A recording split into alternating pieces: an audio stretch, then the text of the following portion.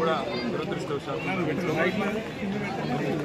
ఆ గాలి దుమారం వల్ల ఒక దగ్గర పైన ఉన్న పారాపెట్ వాల్ ఏదైతే పైన కట్టిన కాంపౌండ్ వాల్ ఉందో అది విరిగి పడిపోవడం, ఇక్కడేమో పైన గాలి వారు పడుకున్న ఇంట్లో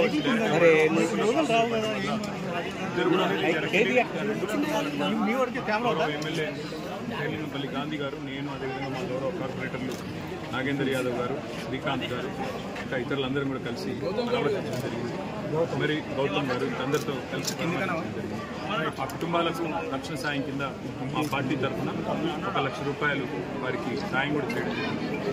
రాష్ట్ర ప్రభుత్వాన్ని మేము చేసే డిమాండ్ ఏమంటే, మీరు ముఖ్యంగా వర్షాకాలం ప్రారంభం కాకముందే ఇలాంటి సంఘటనలు ఏవైతే జరుగుతూ ఉన్నాయో, నేను ఒక్క రోజు దాదాపు రాష్ట్ర వ్యాప్తంగా 14 మంది మరణించారు.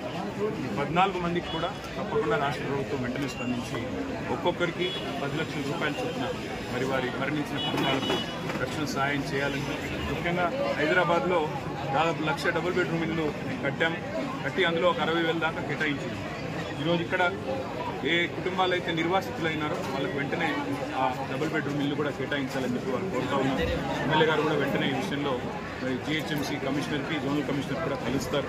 తప్పకుండా ఆ కుటుంబాలకు వెంటనే నైట్ షెల్టర్కో లేకపోతే, ఎందుకంటే ఇవన్నీ కూడా చూస్తే ఇప్పుడు మొత్తం 6-7 కుటుంబాలు ఇక్కడ నిర్వాసితులైన వారందరినీ కూడా వెంటనే GHMC నైట్ షెల్టర్లకు తరలించాలి.